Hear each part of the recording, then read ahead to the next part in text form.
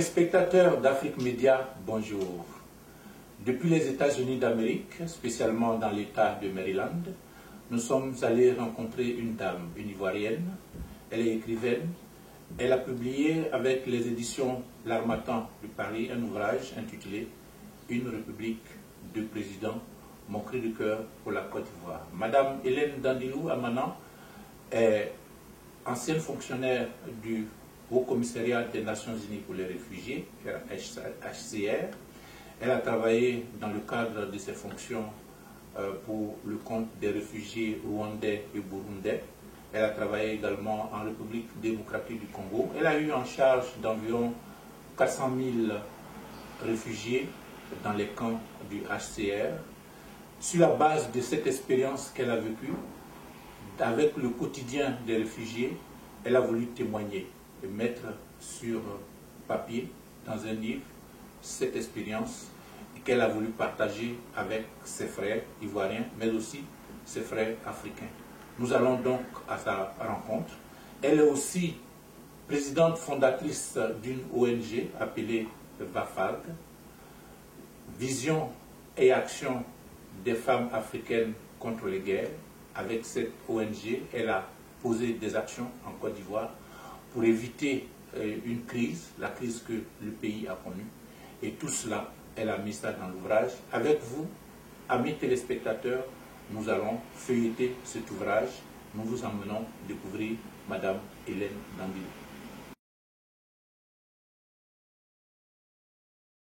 Merci de nous avoir reçus. Comment allez-vous aujourd'hui? Je vais très bien. Alors, vous avez écrit ce bel ouvrage, Une République, deux présidents. Est-ce que vous pouvez dire aux téléspectateurs qui vous regardent quelles ont été vos motivations? Je vous remercie. Je n'ai jamais pensé pouvoir écrire un jour, mais les circonstances de la vie m'ont contraint à écrire. Et ce livre découle de mes tristes et riches expériences de terrain. De terrain de deux côtés, d'abord dans l'univers des réfugiés, et puis aussi dans la crise ivoirienne. Donc, ce livre, c'est l'expression de mon cri de cœur. Ce livre, c'est mon témoignage. Ce livre, c'est ma vie. Ce livre relate ce que j'ai fait pour la Côte d'Ivoire avant la guerre. Donc, ce livre fait partie de l'histoire récente de la Côte d'Ivoire. Ce livre, c'est le cri des douleurs des femmes victimes de guerre. Je suis la voix des sans-voix. Ce livre, c'est aussi pouvoir contribuer au processus de paix et de réconciliation. Je vous remercie. Voilà, alors nous saisissons ce dernier volet qui parle de paix parce que, à vous entendre, le mot paix revient souvent dans vos propos. Vous êtes une militante pour la paix. Vous avez écrit cet ouvrage. Mais quand on regarde Une République, deux présidents, Une République, deux présidents, ce titre, est-ce qu'il n'est pas choquant? Est-ce qu'il ne dérange pas? Pourquoi avez-vous choisi ce titre, Une République, deux présidents? Une République, deux présidents, avec la photo des deux présidents, des deux leaders politiques ivoiriens sur la couverture, est une interpellation. C'est l'expression de mon cri de cœur. Dandy n'a rien inventé, c'est une réalité. La Côte d'Ivoire a été le premier pays au monde à avoir deux présidents de la République à l'issue d'une élection. Ça s'est passé en 2010. Et il y a eu deux présidents de la République. Il y a eu deux premiers ministres.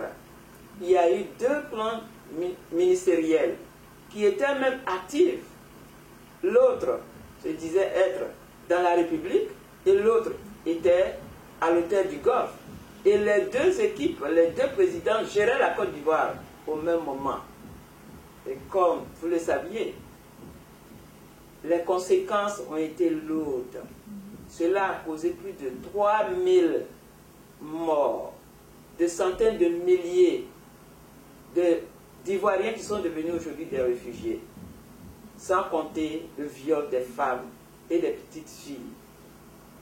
Cette situation a créé la désolation.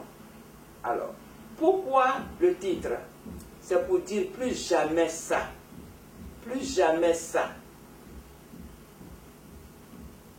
Je vais secouer la conscience humaine. D'accord. Dans votre livre, souvent, vous avez écrit qu'on vous appelait souvent la pleureuse alarmiste. Est-ce que vous pouvez dire aux téléspectateurs pourquoi cela? Pourquoi vous appelle-t-on la pleureuse alarmiste? Parce que on a l'impression que vous dramatisez un peu les faits, n'est-ce pas? Je vous remercie. J'ai commencé mon combat pour la paix ou ma lutte pour la paix avant la guerre, c'est-à-dire en 1999. Je savais ce qui allait arriver en Côte d'Ivoire par rapport à ce que j'ai vécu dans l'univers des victimes de guerre. Et j'ai essayé d'interpeller. Moi, je sais pourquoi j'interpellais.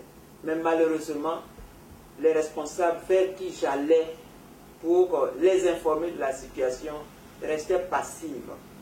Et c'est ainsi qu'ils m'ont surnommé la pleureuse, l'alarmiste. Voilà. Alors, dans l'introduction de votre ouvrage, vous posez une question. La question est la suivante. Pourquoi c'est toujours les femmes qui doivent payer le lourd tribut de la guerre occasionnée par les hommes? Est-ce qu'aujourd'hui, on peut dire que vous avez trouvé une réponse à cette question? Je n'ai pas encore trouvé de réponse à cette question. J'ai travaillé auprès de deux différents groupes de réfugiés. D'abord, les réfugiés libériens dans les zones d'accueil en Côte d'Ivoire, plus de 400 000 réfugiés, et également pendant le génocide dans les camps des réfugiés rwandais et burundais, précisément à Ouvira, en RDC, Zaïre, autrefois, où encore j'ai eu à gérer 400 000 réfugiés rwandais et burundais. Et j'étais là-bas en tant que coordinatrice des affaires sociales. Donc j'étais sur le terrain, j'étais au cœur de l'action humanitaire du HCR. J'ai parcouru les hôpitaux, partout. Pourquoi? Les femmes sont les premières victimes. Les femmes deviennent les butins de la guerre. Elles deviennent les butins des hommes. Elles sont violées, elles sont torturées, elles perdent leurs enfants, elles perdent tout. Elles perdent leur dignité humaine. Et c'est cette question. Je souhaiterais que les seigneurs de guerre... Une réponse soit trouvée à cela. Mais soit, parce que je ne comprends pas. La femme est tout. La femme est la mère de l'humanité. La femme, elle est épouse. C'est elle qui donne vie. Elle offre sa vie. Mais il est difficile pour moi de comprendre qu'elle soit l'objet de jouets pendant les guerres. Et j'ai dit non. Votre expérience vous a amené à, comme vous l'avez dit, à vous occuper de ces nombreuses personnes qui, disons, dont les familles, on dira, ont été disloquées, parce que c'est des réfugiés qui arrivent pour des problèmes de guerre dans des camps de réfugiés. Et vous, les chiffres que vous citez, c'est 400 000 environ, plus de 400 000 réfugiés. Est-ce que sur cette base, vous avez pu vous poser une question de savoir les raisons qui sont à l'origine de ces guerres, de ces nombreuses guerres en Côte d'Ivoire? C'est qu'il y a des conflits, mais quelles sont les raisons de ces conflits, de ces guerres?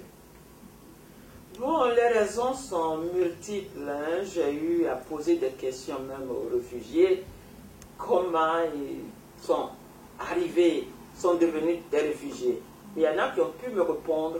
Il y en a qui ont répondu par des larmes silencieuses, mais sans jamais rien me dire quoi que ce soit. Mais j'ai compris. Mais les causes sont multiples. Je peux citer les conflits identitaires, les conflits fonciers, le manque de la justice sociale, la corruption et la violation massive des droits humains, le chômage, la pauvreté. Le chômage, la pauvreté rendent la jeunesse plus vulnérable. Donc, cette jeunesse devient du coup la proie facile des politiciens. Puisque ces jeunes ont des besoins. Et alors, les politiciens, nous voulons faire telle chose. Voilà, on leur distribue donc des armes, des machettes, tout ce qu'il faut pour aller s'entretuer. Avec de fortes promesses. Mais malheureusement, ces jeunes se retrouvent sans aucune solution. Puisqu'elles font le travail des politiciens, mais en retour, ils ne reçoivent rien. Oui. Donc, c'est un peu ça. Et je tiens à souligner quelque chose, c'est très important. Tout conflit où il y a le conflit identitaire et foncier, ce sont des conflits qui sont compliqués. Et malheureusement, nous avons ces deux faits parmi les causes des conflits en Côte d'Ivoire. Il y a lieu de faire beaucoup attention. La haine ethnique. La haine ethnique. Politisée en plus. C'est un grave danger. Oui, donc les conflits identitaires, c'est vrai, les causes sont identitaires, peuvent être identitaires comme vous le dites, mais souvent aussi en Afrique, des guerres arrivent à l'issue des élections, tel que le cas que nous avons connu en Côte d'Ivoire. Est-ce que les élections ne se passent pas seulement en Afrique? Les élections ont lieu un peu partout. Pourquoi pensez-vous que en Afrique, l'issue des élections amène toujours des conflits et on a à les gérer, et ce qui amène aussi des déplacés très souvent? Oui, effectivement, là, je pense que j'en ai parlé dans mon livre. Vous le dites dans le livre. Moi, je pense que nos dirigeants africains, nos leaders politiques doivent faire la même chose comme l'Occident, en primant les intérêts supérieurs des nations africaines. Mais en Afrique, la démocratie, la politique, c'est la même chose. Hein. Je vis aux États-Unis depuis quelques années, j'ai suivi aussi les événements politiques. Mais la différence de ces personnalités au plan international et en Afrique, il y a une grande différence. Parce que eux, ils se battent, ils font tout. Mais ils priment l'intérêt supérieur de leur pays. Et au résultat, ils cèdent. Nous avons vu ici Hillary Clinton et Barack Obama. Ils se sont battus politiquement. Mais après les élections, il n'y a pas eu de clash post-électoral. Mais les deux ont primé l'intérêt supérieur de leur pays. Et les deux grands adversaires se sont mis ensemble pour travailler. Pourquoi cela ne se passerait-il pas en Côte d'Ivoire? Ce qui est arrivé en Côte d'Ivoire, c'est une honte. Ça ne nous honore pas. Ça n'honore pas nos nations africaines. C'est passé en Côte d'Ivoire, mais c'est toute l'Afrique qui en aura. Et ça, c'est une bêtise. Moi, je pense que j'invite tous les dirigeants du monde, tous les politiciens qui m'écoutent, hein, de réfléchir sur de nouvelles bases de stratégie politique. On reviendra là-dessus lorsque voilà. Vous aurez votre appel à lancer. Donc, il ne devrait pas y avoir des post-crises pour en arriver à avoir deux présidents de la République suivis de plusieurs morts. Et j'ai dit non à cela. Oui. Voilà.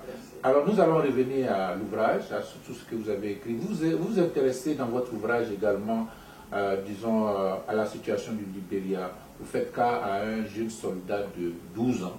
Est-ce que vous pouvez dire aux téléspectateurs cette expérience? Vous pouvez leur faire partager cela?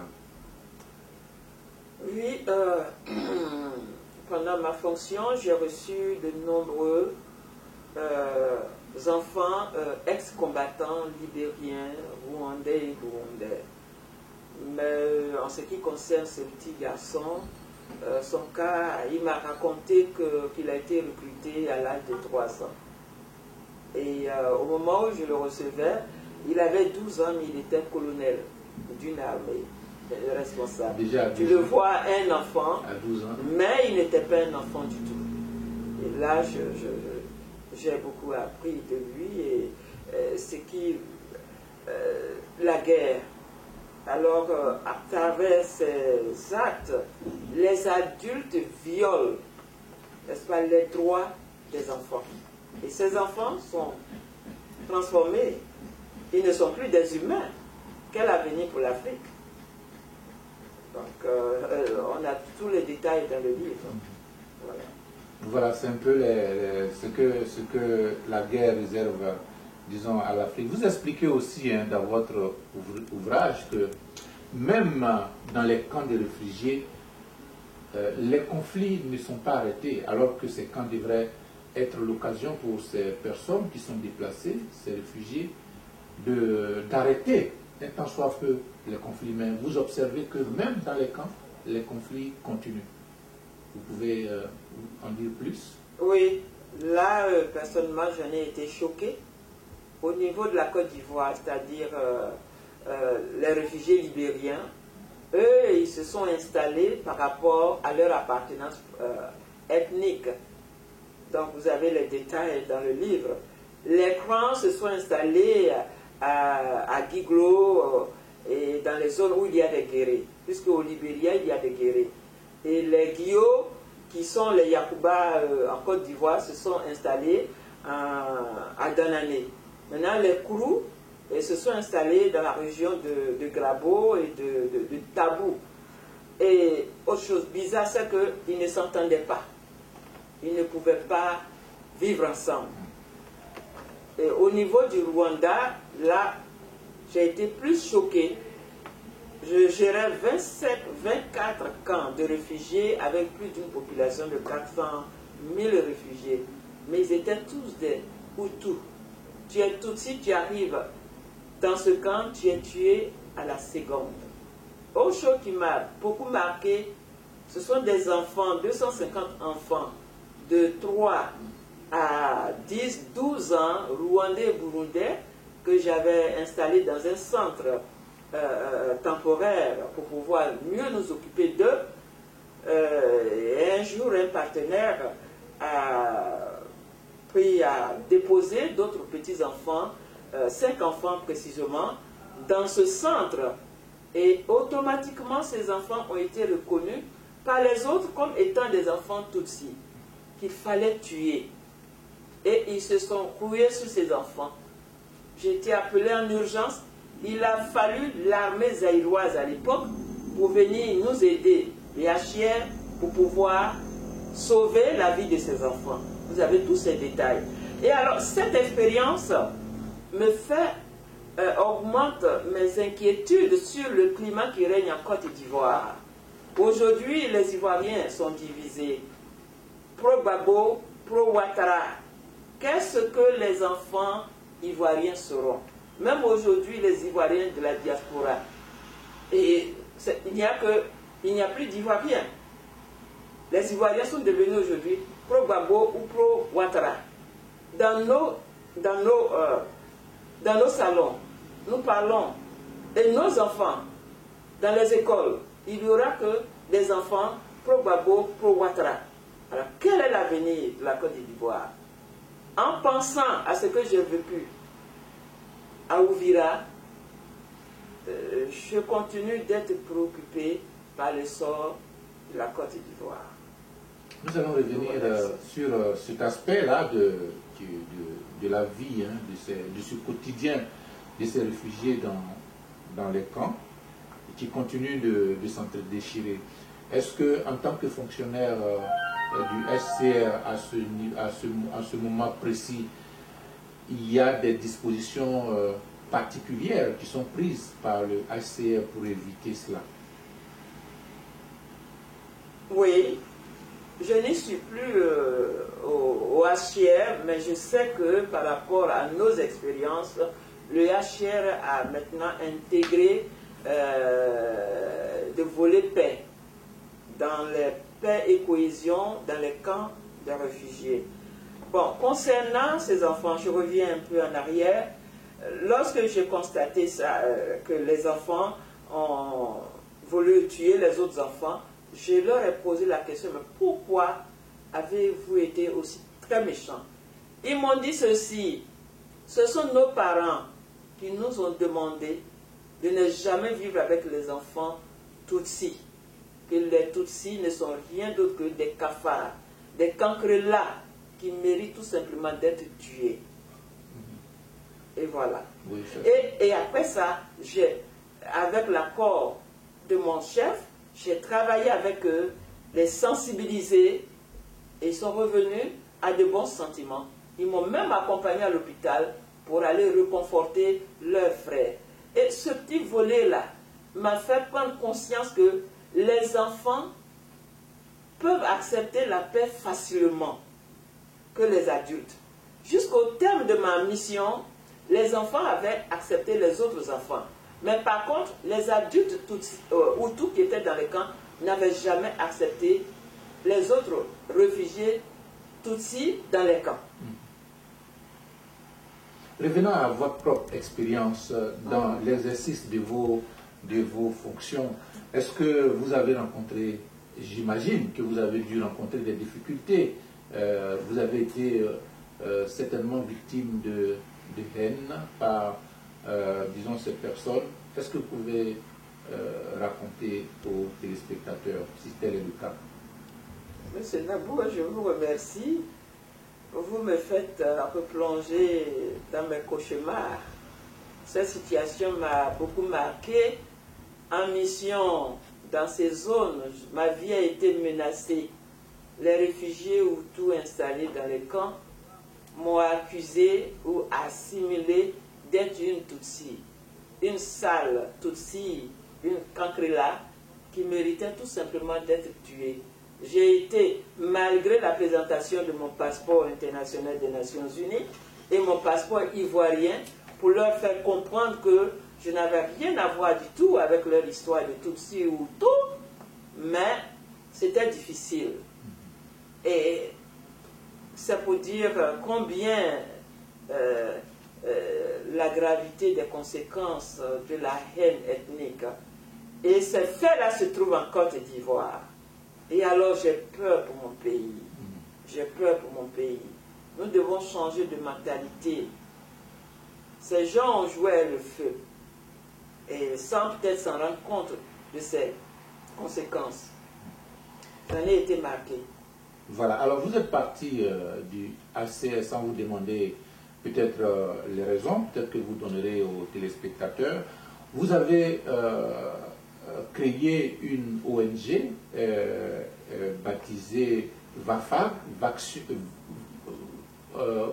vocation, c'est cela? VAFAG, c'est Vision et Action des femmes africaines contre les guerres. Voilà, Vision. Vous voyez, cette organisation découle de ce que j'ai vécu dans les camps. Et mon engagement en 1999 pour la paix découle de tout ce que j'ai vécu. Et tous ces signes étaient déjà en Côte d'Ivoire à partir de 1999. Et il fallait faire quelque chose. Bon, je suis partie du HCR, pas parce que je le voulais, quelque part. Bon, déjà en 95, 16, nous avons été informés par la direction depuis Genève que le HCR traversait une crise financière. Donc de ce fait, les années à venir, il allait réduire le nombre, voire même supprimer certains postes. Et à cette époque, j'étais en poste en Côte d'Ivoire. Et pour ce faire, nous avons commencé donc le rapatriement volontaire des réfugiés libériens à partir de 1997. Et à partir de là, la procédure avait été enclenchée. Donc voilà un peu. Oui. Je suis parti parce que mon poste et tant d'autres postes avaient été supprimés. Donc j'aurais pu me faire affecter ailleurs, mais j'étais tellement préoccupé par ce qui se passait en Côte d'Ivoire, donc j'ai accepté pour être libre. Non, la question c'est de voir, c'est vrai vous êtes parti du ACR, mais vous avez mis en place une ONG, VAFAG, qui est donc la vision des femmes africaines contre la guerre, contre les guerres. Et vous avez certainement mené des actions. Dans votre ouvrage, vous en parlez, vous avez mené des actions.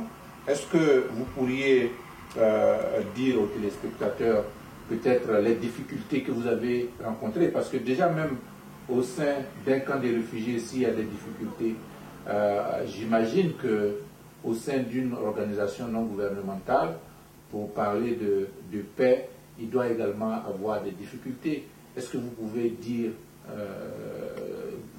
aux téléspectateurs ces difficultés que vous avez rencontrées avant de venir, parce que vous avez posé des actions, avant de revenir à ces actions?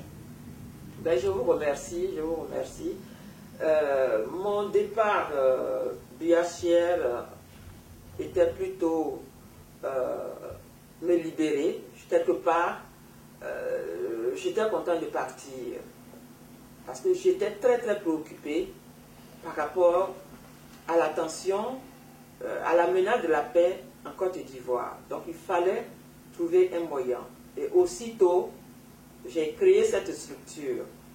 Et le but était de partager les expériences de terrain avec les Ivoiriens pour les amener à dire non à la guerre en Côte d'Ivoire. Et aussi aider les populations vulnérables. Mais malheureusement, compte tenu de la situation, de la forte tension qui régnait à l'époque, nous avons donc priorisé nos actions sur la prévention des conflits. Il faut dire que ce n'était pas facile. Prévention des conflits, il y avait des situations qui ne me permettaient pas de préparer un projet et puis aller voir, chercher un financement. Donc j'ai connu, la structure VAFAG a connu de sérieuses difficultés, effectivement. Difficultés financières, difficultés logistiques, matérielles, de travail. Mais avec nos propres cotisations, nos moyens, le pays est en feu, le pays est en danger, on ne pouvait pas attendre. Il fallait faire le sacrifice. Et ce sacrifice que nous avons fait, j'aurais souhaité que les politiciens puissent en faire autant. Mais hélas. Votre ONG a eu à rencontrer, à parler à des personnes, à des femmes qui ont été violées. Il y a beaucoup de cas comme ça dans le livre, d'expériences malheureuses vécues, des femmes qui ont été victimes de viols, etc. Est-ce que vous pouvez en parler et qu'est-ce que vous avez fait réellement au sein de l'ONG pour essayer de donner réconfort à ces dames? Bien, je vous remercie, je vous remercie. À l'époque, VAFAG a beaucoup travaillé. Nous avons rencontré, par rapport à la forte tension qui régnait, nous avons donc rencontré la population civile, les différentes associations, même les militants des différents partis politiques, les étudiants de la FESI, tous ceux qui manifestaient dans la rue contre le gouvernement du président Konan Bédié à l'époque. Hein. Et nous sommes même allés jusqu'à la MACA pour rencontrer également les prisonniers détenus du RDR et les détenus aussi, les prisonniers détenus de la FESI, parmi lesquels Blégoudé et autres. Et nous avons aussi rencontré des femmes victimes de viols. Elles sont nombreuses, mais elles souffrent à l'ombre. Et vous avez tous ces détails dans le livre. Et donc, la vente, l'achat de cette œuvre va nous permettre de poursuivre nos actions de paix. Bien sûr. Et puis surtout, aider ces femmes. Parce qu'il y a eu des femmes et des petites filles qui ont été violées. Tous ces cas se trouvent dans le livre. Si on veut arriver à l'aspect politique, parce que en plus de ces actions que vous avez menées envers les populations dans la société, vous avez rencontré également les leaders politiques.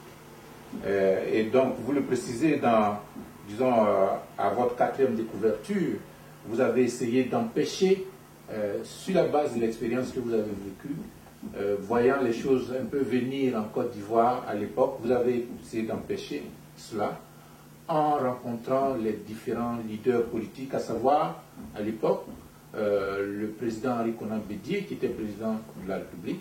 Vous avez rencontré également le général Gueye, vous avez rencontré le président Gbagbo, vous avez rencontré l'actuel président Alassane Dramane Ouattara. Est-ce que vous pouvez, pour les téléspectateurs, dire un peu qu'est-ce qu'il est ressorti de ces rencontres que vous avez eues avec ces personnalités, quand on mesure un peu l'ampleur de la situation à l'époque? Je vous remercie. Moi, je pense que c'est la mission la plus difficile que j'ai connue en allant rencontrer ces hautes personnalités. Et le but de ces rencontres était tout simplement de les rencontrer et partager avec ces personnalités la réalité des faits qui se déroulaient sur le terrain et les inviter, n'est-ce pas, à s'unir, d'abord à se tolérer, à se pardonner, s'unir pour sauvegarder la paix. Parce que j'ai dit à chacune d'entre elles que la Côte d'Ivoire était gravement menacée à cause de leur querelle, de leur guerre d'héritage, qu'ils taisent leur guerre et s'unissent pour sauvegarder la Côte d'Ivoire.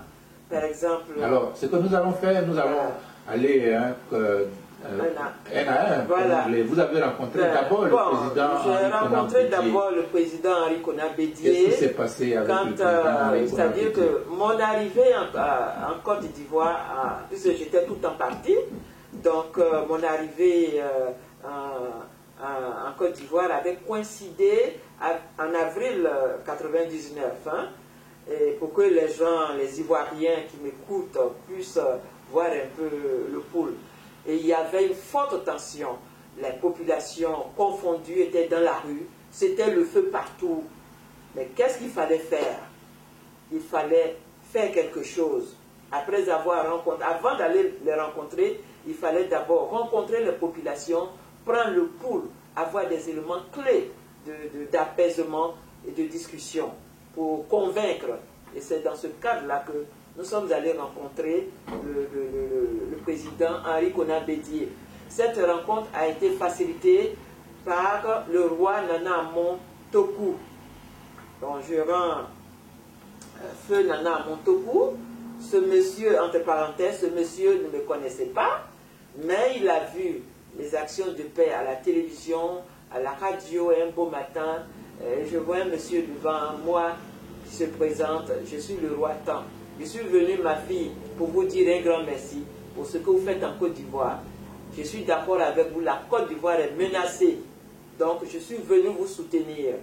Nous allons travailler ensemble. Et c'est ce monsieur qui s'est même occupé de la demande d'audience.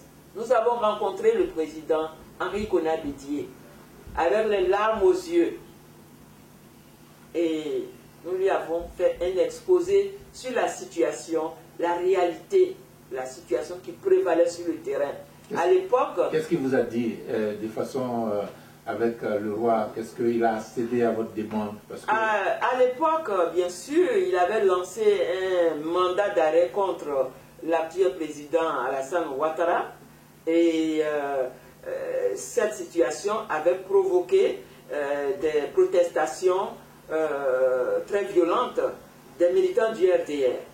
Et par la même occasion, il y avait eu quatre hauts responsables qui étaient en détention, qui étaient donc Madame Ariette Diabaté, qui est aujourd'hui l'actuelle grande chancelière, Ali Koulibaly, le ministre Ali Koulibaly, le ministre Gon Koulibaly, et puis l'ancien député maire Zemogo Fofana. Ils étaient à la Maka et nous les avons rencontrés à la Maka. Et nous avons fait comprendre ceci au président Bédié, qu'après la mort du Houphouët-Boigny, lui et Alassane Ouattara étaient les deux plus proches, voir que ces deux personnalités puissent déclarer une guerre d'héritage était mal vu. Et qu'à cause de la Côte d'Ivoire était gravement menacée. À défaut de retenue, de dialogue, de tolérance, la Côte d'Ivoire serait menacée. Et donc, nous lui avons proposé, si possible, de retirer la plainte contre Alassane Ouattara, parce qu'il était poursuivi pour fraude d'identité.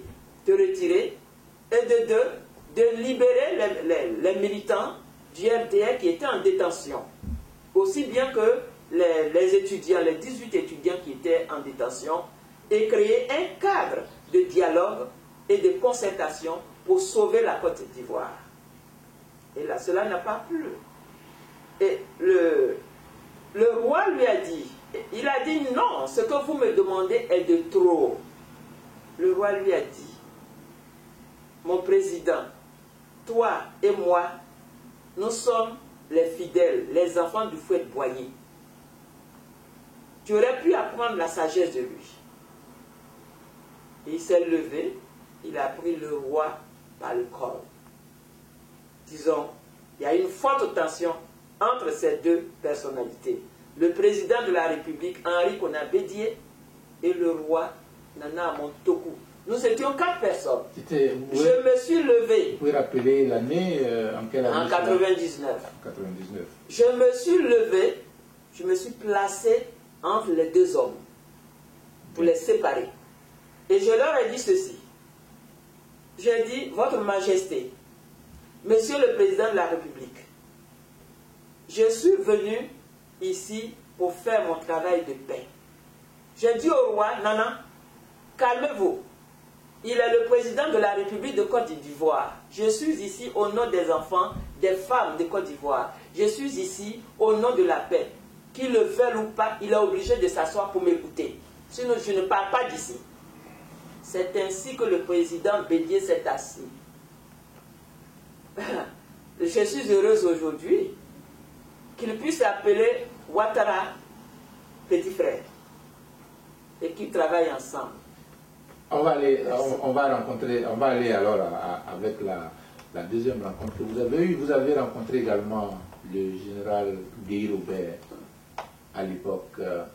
Je sais qu'à plusieurs reprises, cela est dans le livre, à plusieurs reprises vous avez tous ces détails rencontré, mais la plus intéressante des rencontres, c'est celle à l'issue de laquelle il avait été